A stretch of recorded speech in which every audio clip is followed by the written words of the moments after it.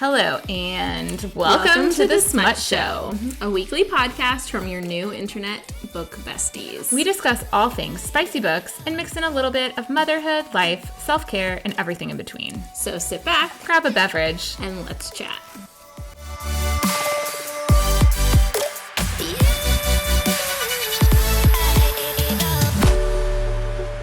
Hello, and welcome to the Smut Show. I'm Neely.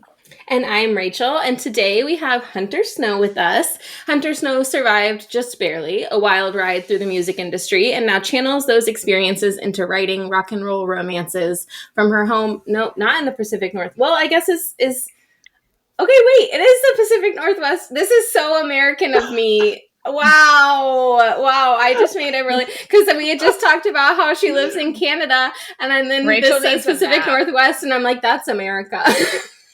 Nope, it can be Canada too. Okay, there we go. It is. All right. Yeah. Any resemblance to actual people, events, or places is purely coincidental, mostly. Hunter, welcome to the podcast. We're going to get Rachel a map. Don't worry. Yeah. And we're so happy to have you here. I love a rock and roll romance. Right? Sorry for thinking that the Pacific Northwest only exists in the United States. It's only the United States. And a little north. Just a little bit, though. A little bit north. I was so confused. Did y'all see my face? I was like, what?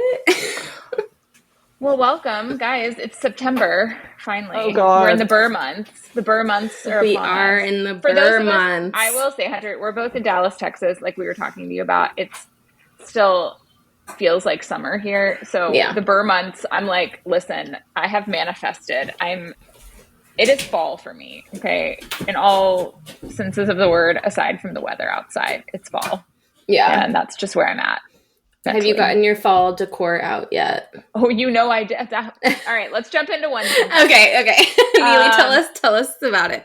Okay, so my 5 stars that I decorated for fall and inside Halloween. I called that. But I need to tell you why. I wasn't planning to do it quite yet, but I got home from bar on Sunday morning and my kids were like screaming at each other. And I was like, I've got to diffuse this situation. Yeah. And I was like, what if daddy gets out all of the Halloween and fall decor? And immediately they were like, okay. Yeah. And I was like, all right, well, I was like, it's a win for everybody really, because Truly. I'm ready. And I also had bought these really cute new little ghosts for our dining room table, like for a little tablescape. And I was like, they were already out because I bought that. Like I just bought them put them together. So I was like, okay. And then Andrew went to Sam's and bought a 5.5 foot light up spider for our front yard. We wait till October 1st to put Halloween out. Okay. Halloween outside, anything outside does not go up till October 1st. Sometimes the weekend before, just like depending where October 1st is falling.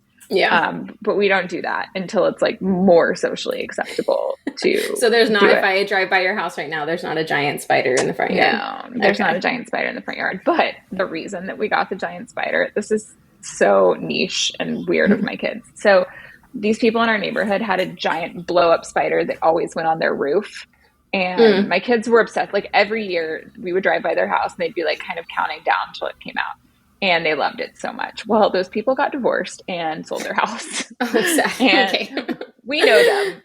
It is very sad. But they got divorced and sold their house. And Liam, bless him, was like, What's going to happen with the spider? Yeah. He's like, but the new people will put it up. And we're like, well, that's not their spider. And he's like, not grasping it. And I'm like, we've got to get He's like, but it's the same house. I don't understand. Yeah, like he was just like this, but the house is still there. So why is the spider not? And I'm like, I don't think that went in the contract when they sold the house that they now. You never know. You never know. I swear, if we drive by it and that spider's up, I'm going to be like, wow, would have saved us some money. But anyway, Andrew started once we had kids, especially, he turned into what I call Halloween Clark Griswold, where he is ready to decorate, especially for Halloween. And I love it. So he sent me a picture when he was at Sam's, and I'm like just the picture, and I'm like, you can get it.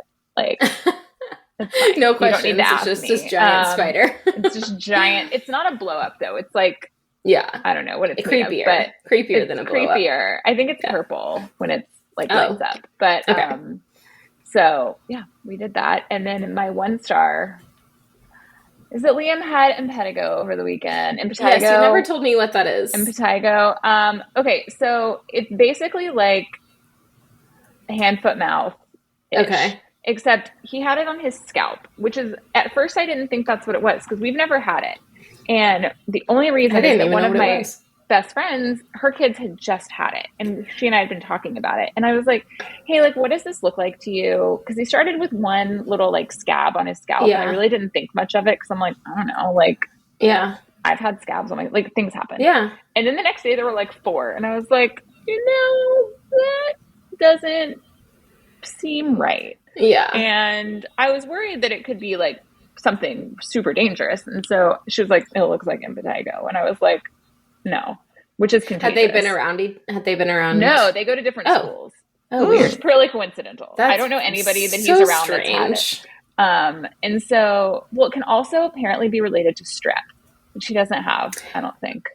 But Um, is he a frequent getter of no, strep? the only time he's had strep was at the end of kindergarten. Remember when he was hospitalized? Oh yeah, so weird. Okay. And which was like right after we started the podcast. Mm-hmm. Anyway, but so Andrew Oh my took him gosh, to those so urgent love care. you. I know. Andrew took him to urgent care and texted me. He's like, it's impetigo. And I was like, well, there goes our weekend because can't take him anywhere and we can't have people over. We can't do anything. Is it contagious? I'm Super. assuming. But Okay. you do, unlike hand, foot, mouth, you get a prescription. So he has an oral antibiotic Okay. and a topical antibiotic. Okay. So he's fine now. He just needed, it was like 24 to 48 hours on the antibiotic and then like he can be Yeah. social. But because he's dramatic, he was like, I just miss being around people outside of my family. I'm like, it's been a day. Like I could go. He's like, I miss the outside world. I'm like, I could be inside for like 2 weeks and be like Yeah. unfazed by it. Yeah. I'm like, I don't need to be around people. Like I have No. TikTok. I'm Yeah. fine. Yeah. But he was like very happy to go to school today. And we had friends over, like he had friends over to play yesterday. Yeah. But he had to miss going to one of his best friend's houses on Saturday and playing. Sad. And he just, you know. Yeah. Anyway, then, but also I was like trying to not have him and Charlotte like lay on the same kinds of things because I'm like, listen, I don't You're like, want please to deal don't. with this in my house. We washed a lot of stuff anyway. Is it something? Then, this is a random question. Is it something that can be like anywhere on the body and has just happened to be on his scalp? Yes. So it's more common like on your face and arms and stuff like that. Okay, and I do feel like isolated to like one little spot on his scalp, which like I think we had a friend who's had this. It also wasn't bothering him because like my friend Diana was like, "Oh, like was it bothering him?" And I'm like, "No, I don't think he would have noticed if his hair just wasn't so short that I can like glance down and I'm like, what is that?" Yeah. But yeah, he was unbothered other than the fact that we were sopping the top of his head with topical ointment. And he's like, "Can you not?" Yeah. And so then we made him sleep on like towels and stuff over his pillow because I'm like, that's going to stain. It's like, if you've ever gotten like Vaseline on a sheet, it's never, it lives there now. So, but what are One your time Lainey got a bloody nose in bed. Like she had just laid down to go to bed and then got a bloody nose and it's all over her sheets. And I'm like, that's just going to be a stain forever. So. We'll come back to the real 5-star of the week at the end of ones and fives. Okay. But what's your Hunter? What's your ones and fives, or fives and ones, whichever order? I had a lot of fives. Great, we love that. We love a positive person. Yeah, honestly, like because my second book, Gone Country, just came out, I've like had almost nothing but fives. Like, that's great. Like the reviews and the messages from readers, and I've just been like, oh, so overwhelmed. I'm like, honestly, like I'll stay up like really late and like get back to everyone. Yeah, like, I'm just like, that's so good. Like, you know, and like the readers always surprise me too, right? Because they're like, oh, I like this part of the book or that part of the book that I didn't even like think twice about when I was writing it. So it's like. It's interesting to hear that feedback. And my my one was I'm a huge sports fan. And same. Arsenal is my team. Football UK. The Premier League, and they lost to Liverpool. Is that Soccer America? Yeah, yeah, yeah. I'm like, is Liverpool a bad team? You're gonna have to update on this. No, they're Okay. not. They're not. But we always lose to Liverpool, and I'm like, this is our year because the season just started, and I'm just like, this oh, is so our. it's similar to being a Dallas Cowboys fan, right? Like it's our year, lose immediately to your rival team. Yeah. And yes, I understand. That I Yeah. understand. It's a hard life. It was my fantasy football draft this week, and I'm gonna go with like a 5 there. I did really well. At think least it's like good now, draft. you know what? First week, like my running back's gonna get injured. Like Yeah. I can just because that's the way it goes for me in fantasy football. So yeah. Well, I will say, my teams all had a great college football weekend. This was an amazing college football weekend in my house. Yes. Rachel and I are very happy because we love college football. We college do. football is that. Yeah. And I will say though, that is kind of another 5 for me too, is that Liam, like not being able to leave the house. I was like, cool. I'm just going to watch football all weekend because we can't go anywhere. And we were talking like last night, TCU is my alma mater, and last night didn't they kick the shit out of Bill Belichick in North Carolina? Killed them, and it was amazing. And that was all we needed to have like a perfect sweep in our house of in my extended family of wins for all of our teams. So we all had wins, and then we also are 2 teams that we hate are Texas and Alabama. Which anybody who wants to come at me, but they both lost, and so seeing Alabama lose, like seeing Alabama and Texas lose, we're like, yes. Oh well, we wanted Texas to win, but SMU won. Oh, okay. And yes, SMU we're very won. happy about that. And I do college pick'em, which is like you get 10 games a week, and you have to like pick which team you think is going to win, and then you rank them. And we do it with a group of people.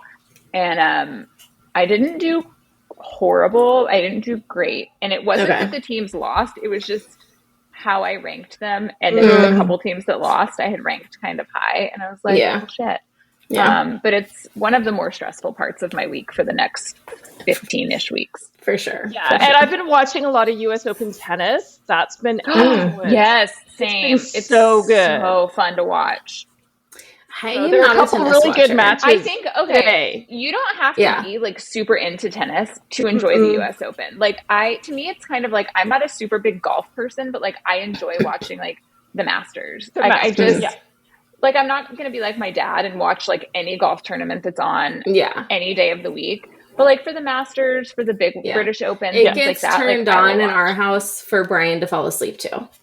Oh, he's like, we gotta watch golf so that I can take a nap. So my dad and I went and saw the movie The Legend of Bagger Vance when it came out, and I had to have been like 14 or 15 or something with Will Smith. And I fell asleep in it. And then for years, I had this theory that if I couldn't fall asleep, I would just put on The Legend of Bagger Vance and I would fall asleep. And it truly was like, this is like probably a coincidental thing, but I bought the DVD just so if I was having trouble sleeping, I could fall asleep. It's that bad of a movie. That's amazing. I mean, it's like if you're like, I truly can't I don't sleep. think I've ever seen that movie. Save it for when you can't sleep. When you really need Save it to sleep. For insomnia. I am telling you, it is worth the purchase on whatever platform it's on just to like have it and be like, oh, there you go. Like, okay, I'm gonna take a nap. I just got a great night's sleep because I put on Legend of Bagger Vance.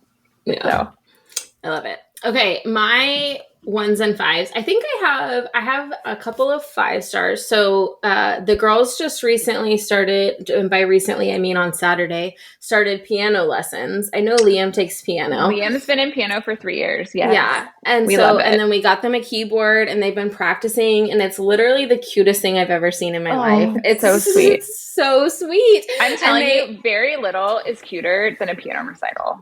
Just so you know. I cannot wait. But it's just so like how focused they are on like reading the music and playing hot cross buns and Mary Had a Little Lamb on repeat is like all that we've been doing. But it's so sweet. And I did not know that I needed that cuteness in my life. So that's been a 5-star of the weekend. It is nice too. The keyboard we got, you can plug your headphones into. So if they want to just like bang on it and like do whatever, we don't have to hear it, which is really nice. So that's a 5-star. My other 5-star, which I'm like, this is my 1-star and my 5-star. I've begrudgingly learned how to play Mahjong. Okay. I did not want to learn. I don't like learning new games. We've talked about this. Rachel has given me so much shit about Mahjong. Yeah. I don't know how to play. Oh, okay. It's so fun. I'm mad that I like it. Okay. And it's so fun. Once you get the hang of it, it's super fun. And I won my first game on and then you Saturday. Get real addicted. Once you start winning, you're like, all right.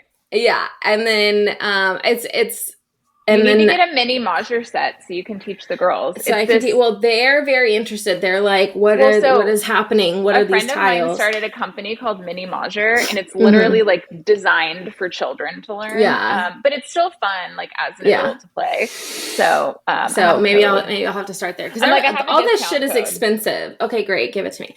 All of this stuff is so expensive, and I'm like, I'm not about to buy myself a whole set and all of that because I literally. 3 Mahjong sets. Oh my god! Of course you do. 2 were Andrew's grandmother's that his mom gave me. Okay. I actually kind of love that. One of the girls I was playing with on when did we play? I think we played on Saturday night.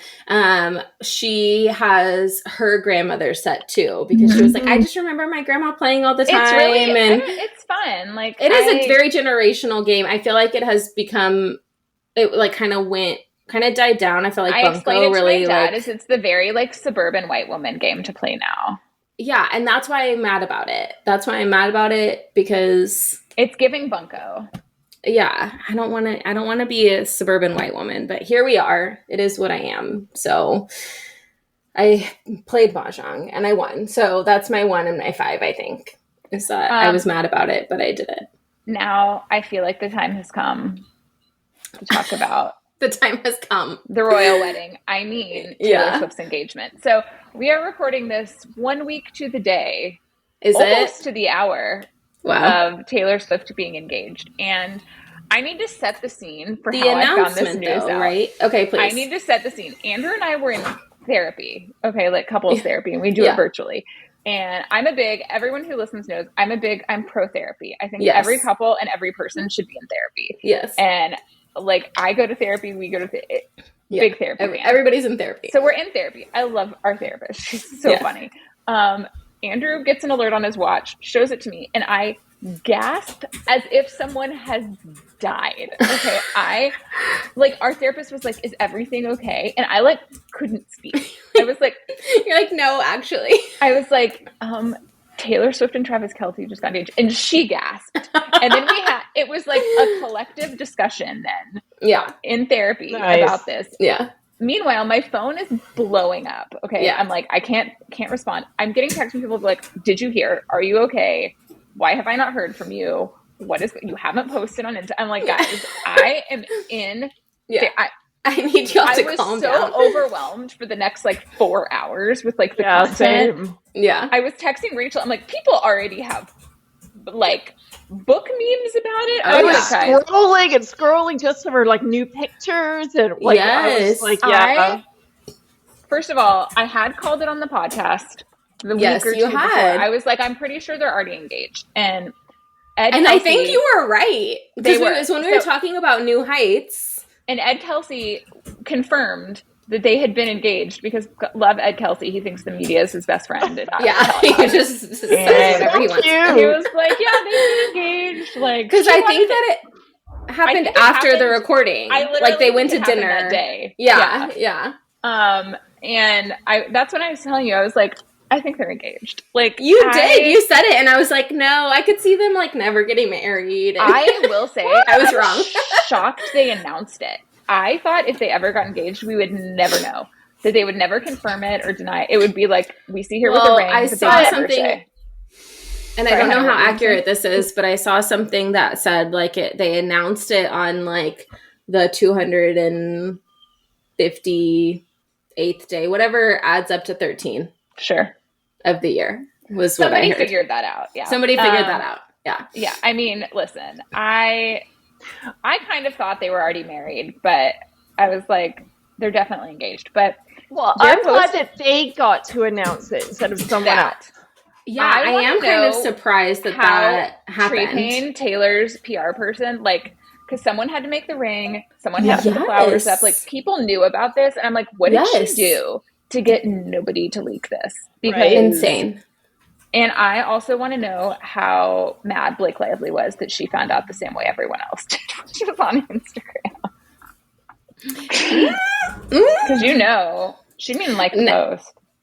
Oh no. I did not know that, but now I do. The setup of the proposal. Right. Insane. The announcement wording, your gym teacher and English teacher, to So High School, that it was just like it was like a Tuesday at 12, like noon. They're just like, dee-dee-dee. Yeah. Here you go. Yeah. And then people are just like breaking down. I saw a post about what the significance of the flowers. The post heard around the world. I'm telling you, it is like our royal wedding. Like, give everyone the day off when they get married. Televise it. Yeah. Someone was like, they should televise it on PBS. It would single-handedly save PBS. Truly.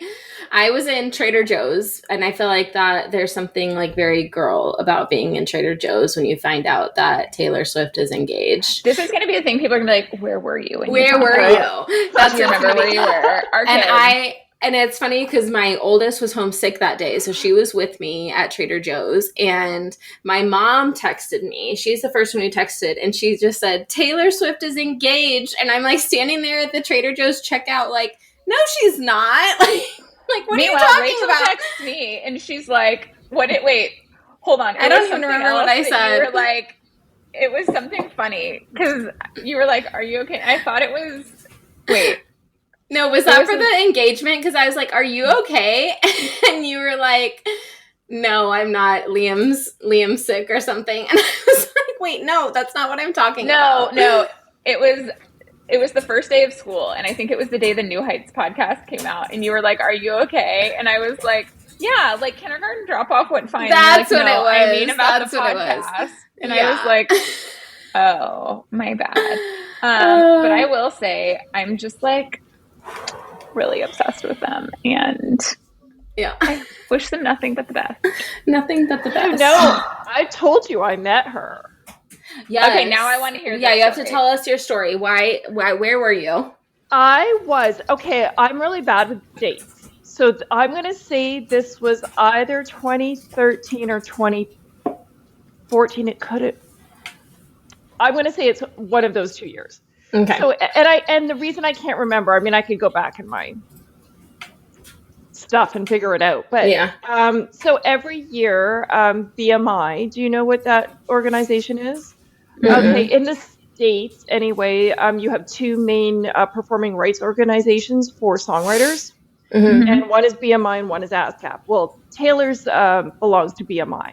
Okay. So that's where her catalog is. So, and I worked in the music industry for like 20 years. So every May, I would go to LA for the BMI Awards. Mm-hmm. It was like something I did regularly whenever year. So, and they're always at the Beverly Wilshire. So it's just kind of like, I can't really, that's why I'm just like, what you're like, I don't know what year it was. Yeah. You know, I know what I was wearing because we're going to the, it's in the ballroom of the Beverly Wilshire. So you go, like, you walk into the doors and you turn left and you sign in because it's a very it's a very closed event. Like, I don't even know how many people are there. Like, I would say fewer than 500. Yeah. It's a sit down dinner too, right? You have tables. Yeah. So you go in and you get your you check in or whatever. So, and then you line up to get your picture taken inside with like the CEO and whatever. That's where the step and repeat is or whatever. Yes, yeah. So I'm there and the line's going, and like I see this, like, because I'm pretty tall, and this is why I noticed. Like I'm 5'9". It's not Yeah. huge, but like with heels on too. Like it's a Yeah. dressy event, so I was like 5'11", right, with my heels. Yeah. And so in front of me, I noticed this woman, and she's taller than me, and I'm just like, oh, she's tall, right? And then she turns to the side. We're waiting in line Yeah. to get our picture taken. And she turns around, and it's Taylor Swift. And she was I would have getting just passed out on contact. I would have been like, I can't live anymore. well, again, this was 2013. This is I still, early. no, Yeah. Okay. Neely's I been would a have fan had for a the long same time. reaction. Yeah. Okay. And like, because we're like kind of smushed together. Yeah. And like, she kind of backs into me. She turns around. She's like, sorry. And I'm just like, oh, it's okay. I'm like, we're all like waiting or whatever. She was like, oh my God, I love your dress. And I was wearing this Jason, he's a Canadian designer, this Jason Matlow dress. And then I told her, I'm like, oh, this is a Canadian designer. This is his name. And she's just like, oh, okay. She's just like, I'm going to remember that, whatever. I don't know if she ever did. And then we were chatted in line until we got to like, so we were both waiting in line for 10 minutes. For a while, together to get our picture taken. I don't know what I would do if I had 10 minutes to talk to Taylor Swift. But like that's the thing. Like she was like there was like I didn't see any security at that time. Again, the hotel would have had security. Yeah. Like sorry, there was a bug. There weren't really a lot of her people around. Or if they weren't in line with us. Yeah. So if I could go back in time, all I would do is like once we got to where the photos were taken, I wish I just got a photo with her. Yes, you're like, can we just take a picture real quick? Yeah. I just don't know what I would do. But she was so nice, and like we were both complaining about the line and how squishy it was, and you know things like that. But she's so nice. She's so beautiful, and she's very, very tall. I've heard she wears like legit heels. Like I went to the Eras tour, and watching her, it rained. So I went to the last rain show, which was in Miami, and I can't explain I cannot explain how I felt during that show, both physically with the humidity and the rain and emotionally. But she's like running up and down the stage in like stiletto boots. And I'm like, the whole time I'm like, I hope she doesn't fall down. Like, well, it also like, I obviously, like Travis Kelce is a big person, but it also puts it in perspective because I know she's tall, but she doesn't look tall next to him. She looks small next to him. And like she is not. I would say that she's which like gets my mind 5'11". I'm like, yeah. Well, it's so all of the not all of it. A lot of the pictures that were posted, it was like the engagement picture, and then it was like zoomed in his hand on her waist, just like how it angle. It's like whenever you're reading in romance books that his hand took over her waist, like that's what is like what I want to read, by the way. Yeah. Like I want to read. I want people to just describe the way in which he's obsessed with her, and that's so good. All I need. Okay. That was a good Taylor Swift hour. Thank 3 hours. But okay. I gotta tell you what book I'm reading. Yes, please. What's a recent read, Neely, what are you reading?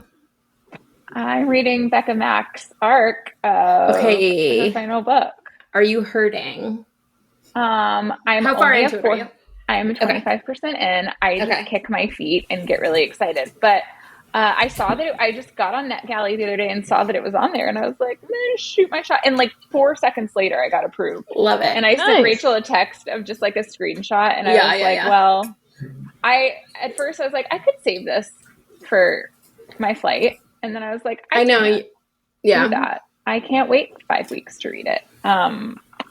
So that didn't happen. But that's what I'm reading, and I'm really excited about it. And I will update once I'm done. But I'm already enjoying just like, I love when we see the other people come in. Yeah. So I'm excited for you to read it first, and then tell me how. You have to read it heartbreaking regardless. I know. You have to finish the series, but that is what I am reading. I love it. Hunter, what are you reading, or what's something you have read recently? Or watched if you haven't been reading. Yes, we also do watched if we haven't been reading. I'm always reading. I love it. Like, I read probably when I'm not writing. I read a book a week. Yeah. So What are you reading right now? I love reading. I just started yesterday. Ashley Poston's latest book. Yes. Which one is Sound that? of Love. Sounds like a love Sounds song. like love. Yeah. I have that. I love Ashley Poston's books. They're so good. Yeah, so I started that this weekend. Yeah. But like that. I mean, I've read a lot. I've come across a lot of Page Tunes latest book was really I thought really good. Love Page, yes. Yeah. Julia London's newest book. It's women's fiction. Okay. I love that book. So yeah, like I'm a reader first. Yeah. Love it. I am currently reading, hold on, I'm pretty sure it is called My Road Trip with a Vampire, but I need to make sure. Are you into your spooky season books now? Yes, I'm into my spooky season. Road Trip with a Vampire by Jenna Levine, and she's coming on the podcast soon. And so I was like, I need to read her newest. I read the first one in that series. I haven't read the second one, but I already can tell reading this one that I need to go back and read the second one. And I'm loving it. I love, if you give me, so it's a witch and a vampire, and if you give me like anything in that realm, I'm in. And so yes, it is the Burr months, which means that I am reading my spooky books, which are not actually spooky. I just decorate early, but Rachel's like, I am knee deep into Halloween. Has the Porch Goose gotten a Halloween outfit yet? Okay, Porch Goose does not. No, I was really sad. Okay, this might be a 1-star. I was really sad. I ordered the Porch Goose a football outfit where it was like just a football. Looked like a football. And I didn't realize when I ordered it that there were 2 sizes. And so I ordered the wrong size. And so it didn't fit the Porch Goose. So I was very sad about that. But somebody just hand knit me a Porch Goose outfit. Did I tell you this, Neely? No. So a vendor of mine, I do these book fairs, Hunter. A vendor of mine just knit me a full strawberry outfit. It's like a whole outfit. I mean, the talent. That's amazing. I'm very impressed because I could never. But it's like a little strawberry outfit with like little beads for the seeds, and it's so cute. So that's what the Porch Goose is wearing right now. And then I was debating whether I reorder a football outfit in the right size or if I just wait and do a Halloween outfit. So I think I'm just gonna wait. Pumpkin. Well, the goose is gonna be a ghost, so that makes more sense. Yeah, I gotta get the Porch Goose its ghost outfit. Are your girls gonna be K-pop Demon Hunter people? That's actually such a good idea. We hadn't decided our Halloween costume, but I will suggest that because I think that's I would love to take credit, but like 30 of my friends have. Well, we were just talking about it before they watched K-pop Demon Hunters. We were talking about what we're going to be for Halloween, and we couldn't come to because we do family Halloween costumes, Hunter. And I don't know how much longer I'm going to get this out of them, right? But for the last several years, they've done it with us. And so we were talking about what we wanted to be and what our family costume was going to be, and weren't really coming up with a lot. I mean, Emmy, my youngest, really wanted to be Stitch. And so I was like, well, maybe we can be like Lilo and Stitch. And my husband and I can be like the sister, Nani. And the boyfriend or whatever. And nothing is ever going to beat when y'all did Moana. That was so great. But then they were like, no, we don't want to do that. So then they were like, what about Peter Pan? And then they were like, well, Mom, you can be Peter Pan. And I was like, what? I don't want to be Peter Pan. So then we cut that. So we hadn't come to a conclusion, but I'm going to suggest girls have been for Peter Pan. Lainey wanted to be Wendy and Emmy wanted to be Tinkerbell. And then they were going to make Brian. I was like, I forgot about Tinkerbell. Yeah. I was like, and then Brian was going to be Captain Hook, but then they were like, Mom, you can be Peter Pan, which like traditionally Peter Pan on Broadway is played by a woman. Yeah. But I was like, I don't want to be Peter Pan. No. I don't really want to walk around the neighborhood in green tights. So, I think we're going to not do that. But I need to suggest K-pop Demon Hunters now because that's actually genius. We can be the three Charlotte is girls. gonna be a light up unicorn. Like it has like a battery pack. It's a light Yeah. up Yeah. unicorn costume Obviously. because Yeah. she was a rainbow 2 years ago, and Yeah. then Now she's last got to year be a she was unicorn. Tinkerbell, and Yeah. then not because she likes Peter Pan, she just really liked the costume. Yeah. So fair. That's so fair. Liam, I don't know, wants to do something from Minecraft or SpongeBob SquarePants. I remember you telling me that. What a choice.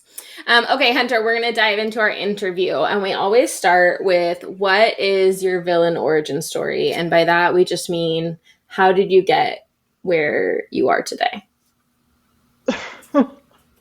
It's Give such us a tough question. long of an answer as you want, okay? Okay, it won't be too long. But I've always been a writer. Like I was always like wrote short stories, and like when I Yeah. was a kid, like I was just a very, not a weird kid, but I liked being by myself in my room alone all the time. Same. I love it.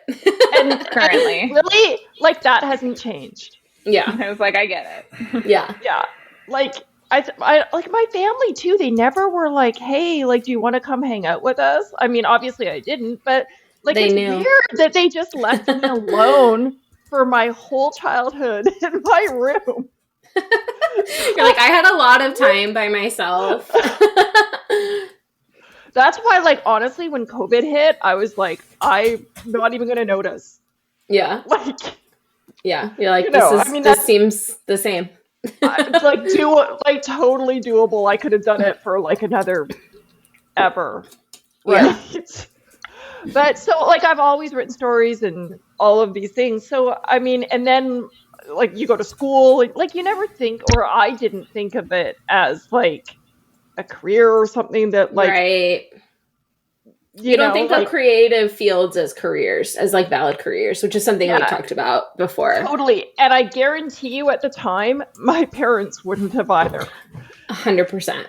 Right? That's just like how I grew up. Like my brother and I both went to university, got our undergrads. We both have MBAs. Mm-hmm. Like, school. And like, I get it. Right. So like, I've had this career and it happened. Like I've always also, just like everyone, loved music. Mm-hmm.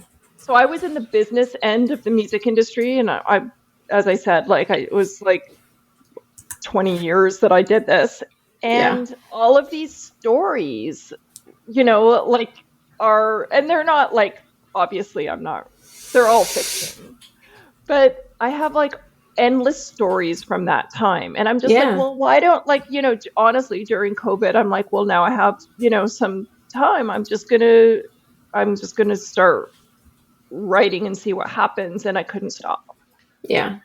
So that's kind of what's happened. I'm like, I know what like my next 4 books are going to be. Like I just like yes. I always tell people, I'm like, anytime I talk about a story idea, I'm like, it'll be here in 2035.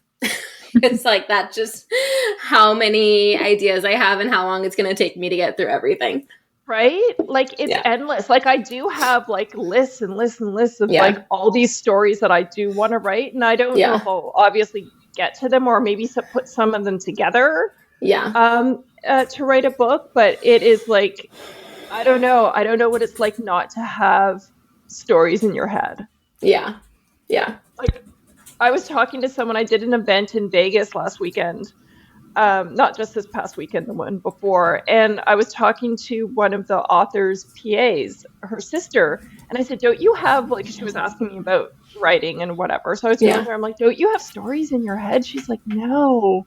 And I'm like, oh. I do think it's interesting. I think it's interesting that once you get started, like, then it just kind of snowballs. Like, I don't know that I necessarily would have recognized that I had like stories in my head before, but then once I finally got one on paper, then I was like, oh wait, I actually do have like all these ideas to move, you know, like of other stories Yes. that I have, you know. And so it is interesting. Like once it's like you almost have to like recognize that you're capable of having a story in your head, as weird as that sounds. And then you're like, okay, yes, now I just have them. Yes. Yeah. Okay, so you talked a little bit about how you incorporate music in your writing. What made you decide specifically to write romance? And then were you always planning on incorporating the music element? Yes. To the music. Because, like, honestly, that's where all my stories come from. Mm-hmm. Like, I'm not going to say, like, maybe one day Yeah.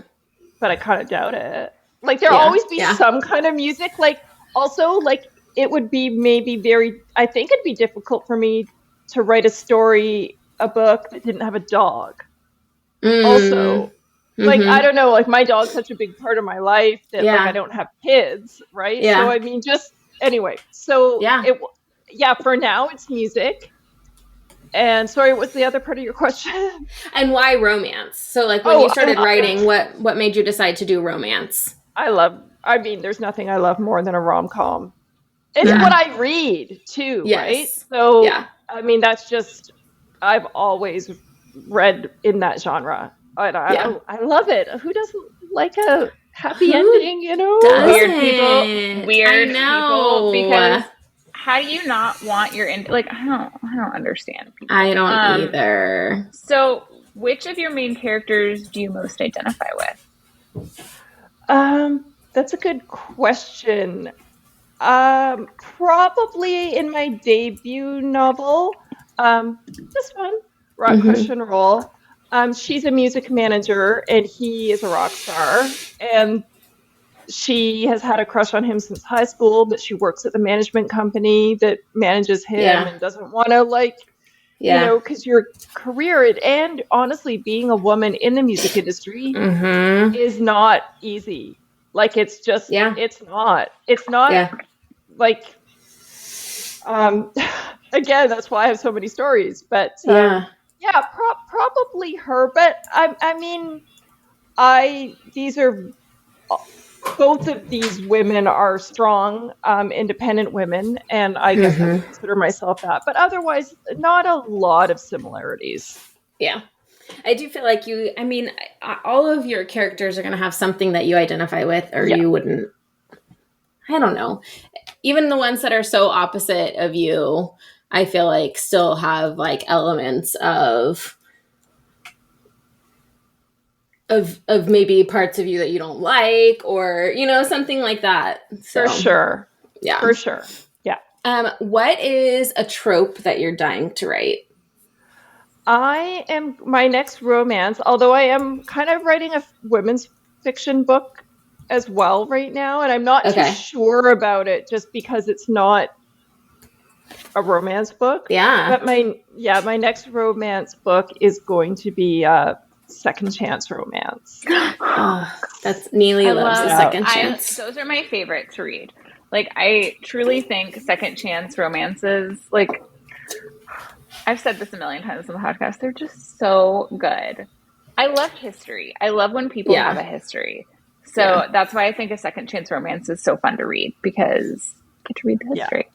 Well, because the debut was friends to lovers romance, kind of. And then, like, this book that just came out is enemies to lovers. And I loved writing it. Like, that's probably my favorite trope, to be honest. Yes. And enemies to lovers. But, like, I gotta write a second chance. I know. Rachel loves an enemies to lovers. She loves the banter. Lovers. Yes, I feel like the banter is just. And my next book it's like a rivals to lovers, and it is just like, it's fun. It's really fun to read and to write. It's really fun. Like, I found it really fun. Like, honestly, way more fun than my first book.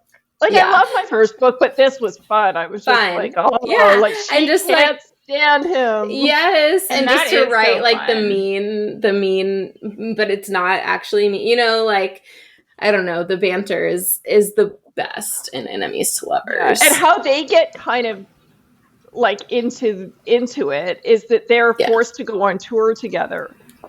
So that's where like the forced proximity, forced proximity, and they played practical jokes like tour pranks. They have tons of tour pranks on each other. So I was able to make it a little lighthearted, I think, too. Like, not just, and I that's fun. hate I you. think, I think you get in a contemporary. I think you get less of the like true like mortal enemies and more of just the like, oh my god, I can't stand you kind of thing, which I think is more fun. I mean, it's fun to read in like a fantasy, like a true enemies, like they're people or against each other or whatever. But I think you have a lot of fun with it in a contemporary when it's really just like, I hate you and now we're forced to spend this much time together. How can I make you miserable in the process, you know? Exactly. But there's that fine line between love and hate, you know? So, would you ever want your books turned into a show or a movie? And if yes, which book do you think you would like to see? And which one would you like more, a show or a movie? Well, definitely yes. Some people say no, which is fine. Oh, no, absolutely I would. Yeah. I would love it. And you know what? I just think that this one would be funny. Gone Country. Yeah. Yeah. Like, and I would, it's a movie, not a TV show. Okay.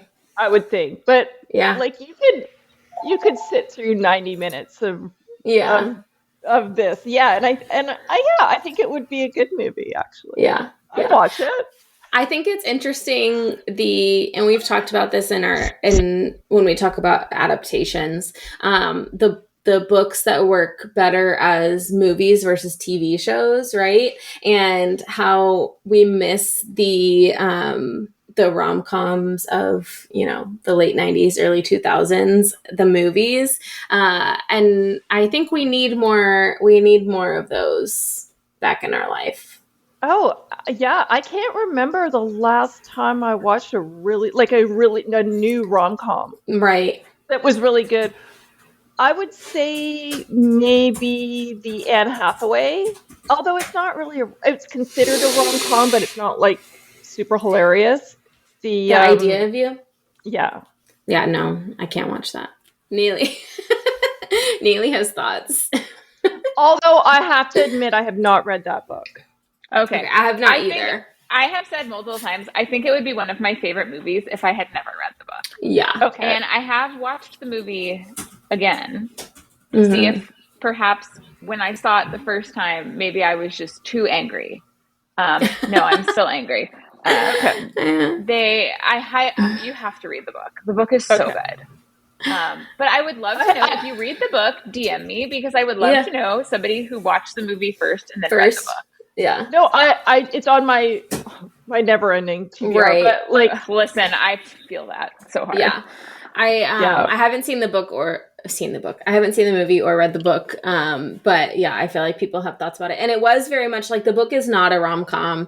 And the movie, neither is My Oxford Year. Let's just straight. Or this other one that just came out, The Map That Leads to You. Another one where people are like, look at this cute. I'm like, can we I'm like, I need us to stop advertising these movies as like cutesy romances. Call them what they are, because there's still an audience for you, where you don't have to piss people off into thinking that they're about to watch a very sweet rom-com that's going to have a happy ending and then want to kill themselves after. Yeah. 100%. You have to prepare people. Please. I just feel like this is like a big thing that's happening right now, where Rachel and I like named it's like cosplaying as a rom-com. Yeah. Like, we literally just had this conversation, because like, I'm just really sick of it. I feel like, call the movie with Me Before You came out, we all knew what we were getting into. Like, yes, we knew the book.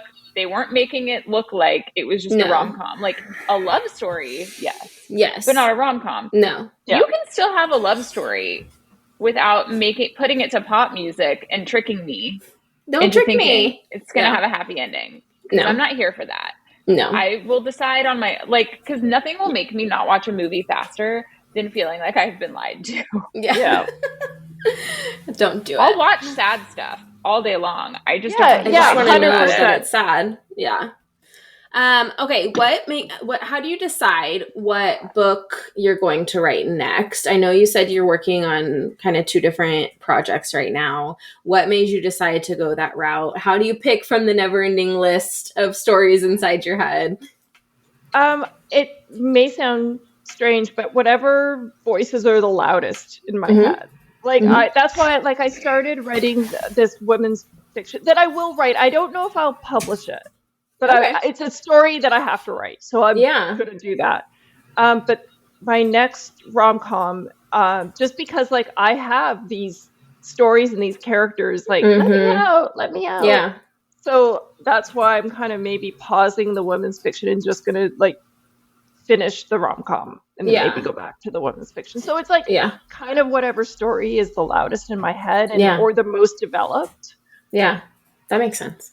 Do you So feel like you're ever, because the two that you've written so far are kind of like standalones, right? they are, yeah. So do you think you'll ever do a series, or do you always think you'll do Never. standalones? You're like, nope, nope. I don't know how authors do it. I just It's can't. hard. I I have many I mean, I regrets. applaud you, but never. Like my brain doesn't work that way, and I'm just Yeah. like, Yeah. I feel Also, like, no, go no, ahead. go ahead. I was just gonna say. Also, I've met authors at signing events who write 4 books a year. Yeah, that's never Also, going to will be me. never be me. No, I'm like never going to be me. up like all of the all of the praise in the world, but like that's just never gonna be me. Yeah. Yeah. I'm the same way. I cannot. I feel like self-publishing. I was actually talking about this past weekend with a friend. I feel like self-publishing moves so fast that for some people it is very sustainable to do that. And for me, I'm a slow writer. I do a lot of thinking and a lot of processing before I write, and then as I'm writing. And so, yeah, I will never be the kind of person that can crank out that many books, and more power to those people because Oh they are yeah. I coughed.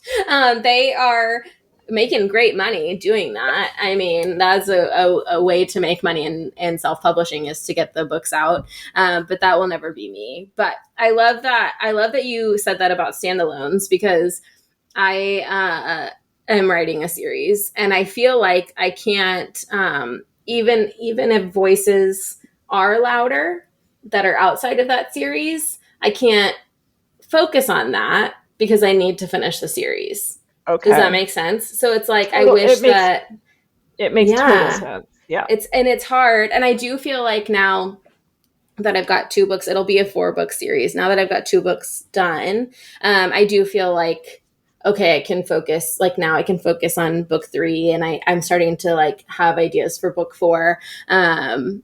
And processing through all of that. But book 2 was really hard to write because I think I looked at like, oh shit, I've got so much more in Right. this series that I have to write before I can focus on anything else. And that was really overwhelming. Yeah, I bet. I mean, I just don't. I like it'll just never happen for Yeah. me. Like it just. I like, but I know that, and it's fine. It's fine. Yeah. Yes. Like, We love a standalone. Yeah. Okay, so how have things? So you started writing during COVID. How do you feel like book talk and bookstagram kind of impact life for you, or the well, book world, the writing world? it's so great, right? Like I'm not very good at social media. I will just like I'm not a marketer. In my day job, I'm an operations person, Yeah, logistics, like that sort of thing. I don't consider myself, which may sound weird, but I don't consider myself outside of writing a creative person, yeah, yeah, if that makes sense. I don't know. mm-hmm. But Yeah, so I mean, it was just like a huge learning curve for me, for one. yeah, And then like just honestly, I don't dread it as much as I used to because, every time, you post or you're engaging with readers and other writers too, mm-hmm. Yeah, right? Like, yeah, honestly, like, I don't know if this is, a normal experience for all of the writers, but I have found nothing but love from this mm-hmm. community. Yeah, Like, that's what we've talked about a lot people on the podcast is how sweet people have people been are. so encouraging and Mm-hmm. just lovely, like other Yeah. established authors. I met Catherine Bybee at a author event signing in Yeah. Seattle a few months ago. Like Yeah. the nicest, hilarious, Mm-hmm. by the way, but like the nicest person ever. We sat down, we Yeah. had a drink after. Like, Yeah. so People I are so do, nice. Yeah. they are. And, you know, like not being an established author Mm-hmm. myself, I do now have other people, other authors that like Yes. to ask a question or to Yes. ask some advice, or because I don't know, like in my day to day world, I don't know any other authors. Yeah. Right. Yeah. Yeah. And I think it's important to have that. And it is, I think that there's not that everybody that I've encountered has been very nice. I think that it's hard to figure out like who's going to be like, and I saw this kind of discourse going on Threads. Neely knows I love Threads. Mm-hmm. On Threads recently, but it was talking about the difference between like authors that are colleagues. So you've got like author friends that are like your friends at work, right? But everybody's virtual because everybody's everywhere else. But then you also have like you have to also then work to make friends who are also authors. Does that make sense, the difference? So you Yes. have like your work friends, but then you also have to kind of create, like you have to try and figure out who your friends are that are Yeah. also authors, because that kind of becomes your group of people that you can talk about life with, but then you can also talk about like, hey, how'd you do this, or like what's going on with that. Right. And I feel like that's a little bit harder to do, just simply because, not because people are mean, but simply because we are all in this profession, we are all over the place. So there's not a lot of people that are going to be like, you're not in an office building together. You're not, Yeah. like. And that's why I find these, author events so valuable too, right? Mm-hmm. Not Yeah. only to meet the readers, because like that's the main reason that, Sure. I'm going, because it's Yeah. amazing to meet them in real life, but Mm-hmm. that's how you're developing your Yes. community with other authors, because you're Yes. spending 2-3 days in the same Yep. hotel, likely, Yeah. like away Yeah. from your responsibilities at home, Yeah. your kids and Yeah. your whatever Yeah. you have going on. So yeah, it's been great. And Yeah. I've been to a few of them now. I have Yeah. a few more coming up, and then I'm going to start doing 4 a year. That's Yeah. probably as much as I can do. I kind of Yeah. overbooked myself That's a this year. learning curve too that I've like found. I'm like, oh, okay, it's a lot of work. It's a lot of travel. It's hard. Yeah, so I did overbook myself, but I'm okay. Yeah. I'll get through it.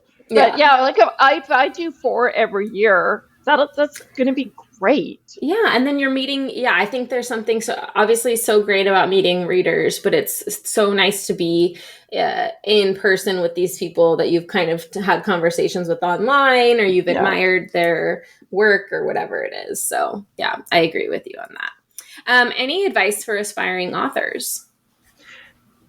just right. I mean, it sounds so simple and everyone said it, but like that's all you can do. If you want to write a book, do it. Like there's Mm-hmm. nothing stopping you. I mean, I wish I had taken my own advice, and Yeah, kept it up over the years, but then I was kind of in this corporate world, and you don't I come home, I don't have any brain left, and on the yes, weekends, I mean it's doable, but yeah, just like, and again, someone, I forget who said it, but you can't edit a blank page. yes, Whoever said that was yes, correct. yeah, So I yeah. just write, get active on social media, Mm-hmm. and you don't have to have a million books out or whatever, like Mm-hmm. just you got to Yeah, start somewhere. so true. All right. What is we always wrap up the interview with this question, and you kind of talked about a couple that you loved earlier, but what's a have to read book that you are always recommending to people? Last year it was The Wedding People.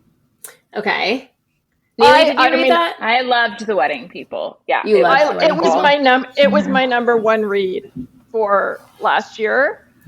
And I think this year it will be, so far. Sorry, there are like some firefighters outside my house, so I'm just like, are sorry, they I cute? apologize.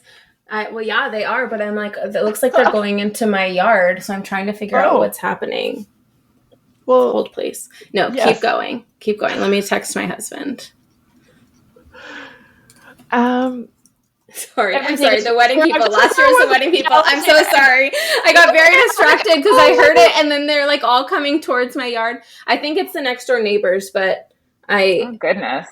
I know. So sorry. The drama's unfolding outside my house. So if you have to, no, it's just me and my husband home, and he literally just went downstairs. So I think we're good. Okay, keep going.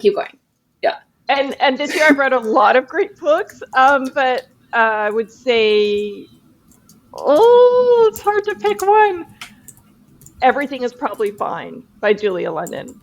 Like that. It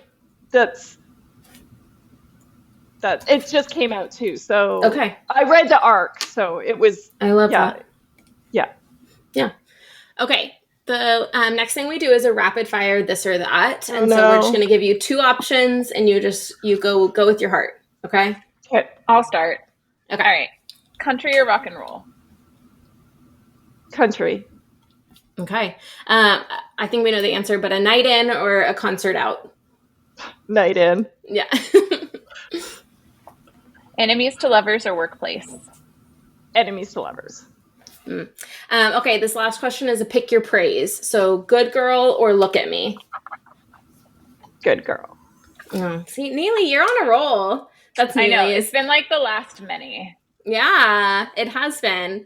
Okay, Hunter, thank you so much for coming on the podcast. Where can people find you? Like online? Online. Not in real life. Well, I'll be at a book signing. I'll be in Milwaukee, actually. There you and go. then I'm going to be in Vegas and then in IMO. So you can actually come meet me. Yeah, you can. But, my books are online. They're also in KU. Perfect. So both of them are in KU. Book. Yeah, but like the print books you can get on Amazon, Barnes & Noble, all the regular places. But I am in KU. So awesome. I have little mini books too. Oh, cute! Okay, I love that. And what's your Instagram handle? Where can people find you on Instagram? Hunter Snow Books. Hunter Snow Books. Perfect. And you can find us everywhere at Smut Show Podcast. And you can find me everywhere at Rachel_M. Lewis. And Neely. You can find me everywhere at Neelykins, except TikTok, where I'm Neely Moldovan. And please, if you're enjoying this podcast and you like hearing from us, drop a little rating and review in Apple or wherever it is you listen. But we would love that. And if we read your review on the podcast, we will send you some happy mail. So yay, we love reviews. Yay. All right. Thank you again, Hunter. And we will talk to y'all next time. Bye, guys.